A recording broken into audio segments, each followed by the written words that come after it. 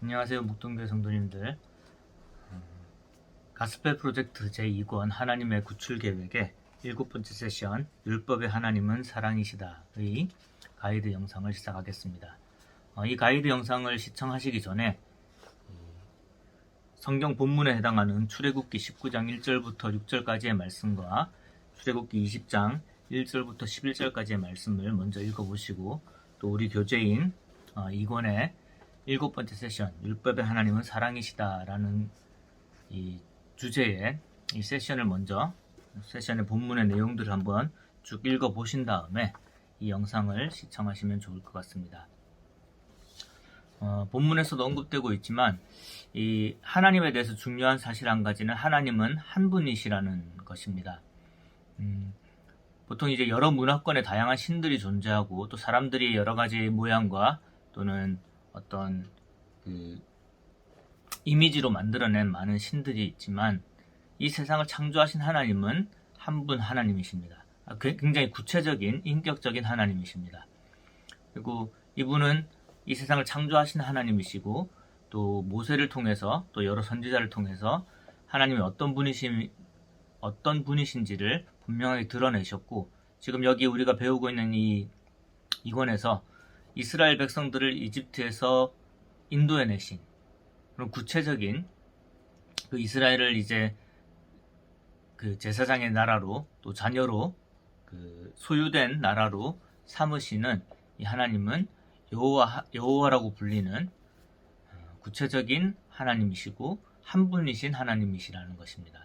그래서 내가 내 생각으로 하나님을 섬기거나, 또는 어떤 사람이 신이 있을 거야 라고 생각해서 막연한 신을 예상을 하고 그 신을 찾아 나가는 그런 어떤 대상이 아니라, 구체적인 신이시고 한 분 하나님이시고, 또 그분이 여러 선지자를 통해서 미리 말씀을 하셨고 예언을 하시고 또 계시를 하셨기 때문에 우리는 이 하나님의 계시가 기록된 이 성경을 통해서만 이 하나님 한 분이신 하나님을 만날 수 있으며, 그 다른 어떤 방법으로 그 하나님, 우리의 창조주를 만날 수 있는 방법이 있는 것이 아니라 하나님이 원하시는 방법, 이 성경에 이렇게 계시된 그 방법을 통해서만 하나님을 만날 수가 있습니다.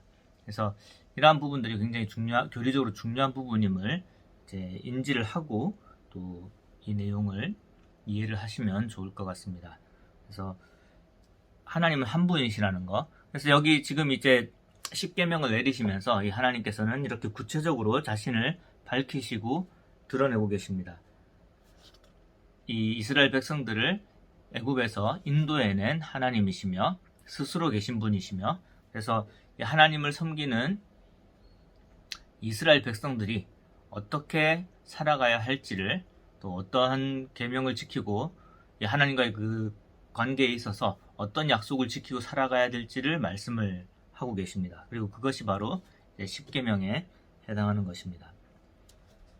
그래서 이 첫 계명인 다른 신을 내게 두지 말라라고 하신 말씀은 이제 하나님께서 다른 어떤 신이 있음을 인정을 하시는 것이 아니라, 이 세상을 창조하신 유일한 신이신 하나님이시기 때문에, 그러니까 신은 하나님밖에 없기 때문에 다른 모든 신은 결국 인간이 만든 것이고, 하나님께서 만드신, 그리고 특별하게 하나님의 형상을 따라 지으신 인간이 그 창조주이신 하나님 외에 다른 그 인간이 스스로가 만든 신들을 섬기거나, 또는 하나님이 인간보다 더 못하게 만드신 다른 피조물들을 신으로 생각하고 섬기는 것에 대해서 하나님은 그것이 분명히 하나님에 대한 반역에 해당되는 것이기 때문에, 인간으로 하여금 하나님 외에 다른 어떠한 것들도 그 하나님의 위치에 두지 말라라고 하시는 말씀임을 기억해 볼 필요가 있습니다.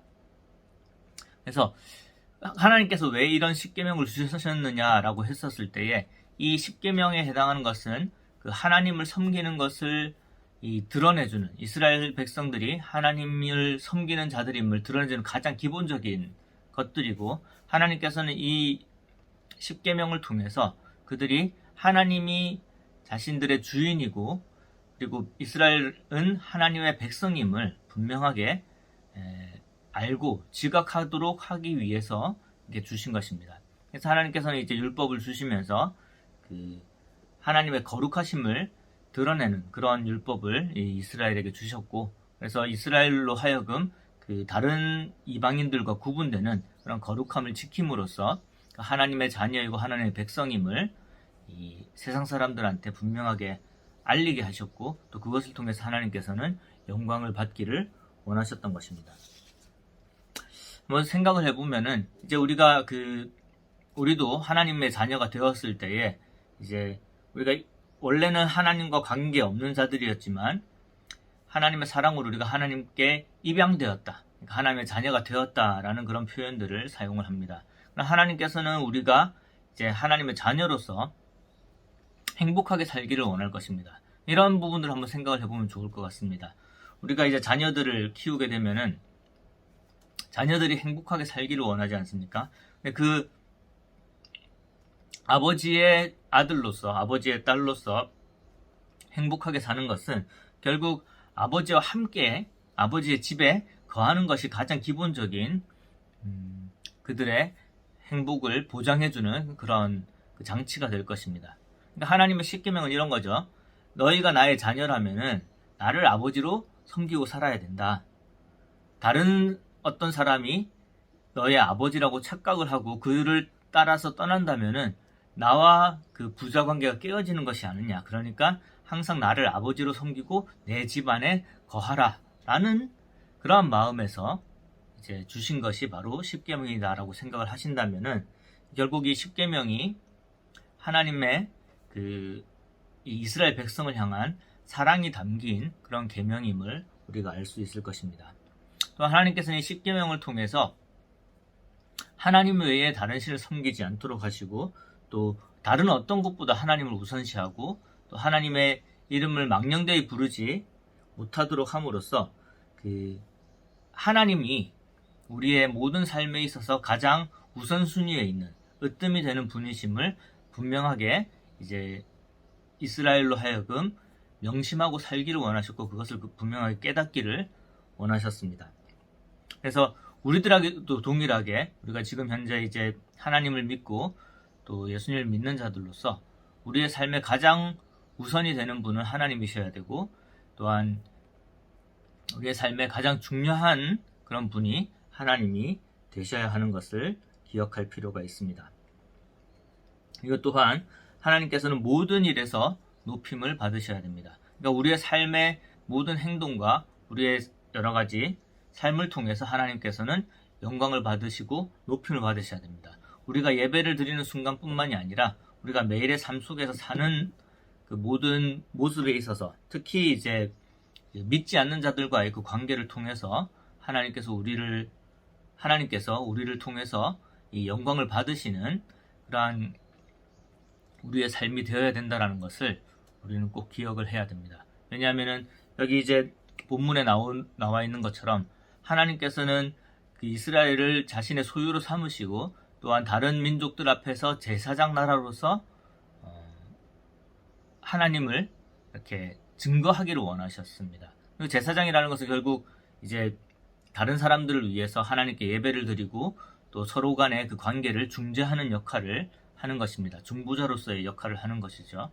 그러니까 이스라엘이 그런 역할을 했어야 되는 것처럼 이제 이 시대의 교회도 하나님을 우리의 삶의 가장 우선순위로 두고 또 우리의 삶을 통해서 하나님께 영광을 드림으로써 이제 많은 다른 사람들이 하나님의 어떠하심을 알게 되고 하나님의 거룩하심을 알게 되는 그러한 그 통로가 되어야 한다는 것이죠.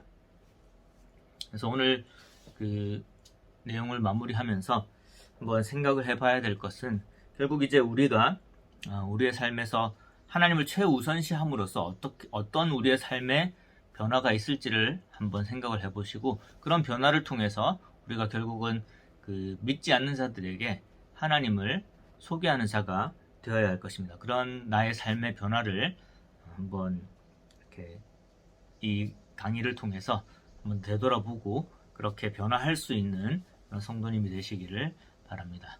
감사합니다.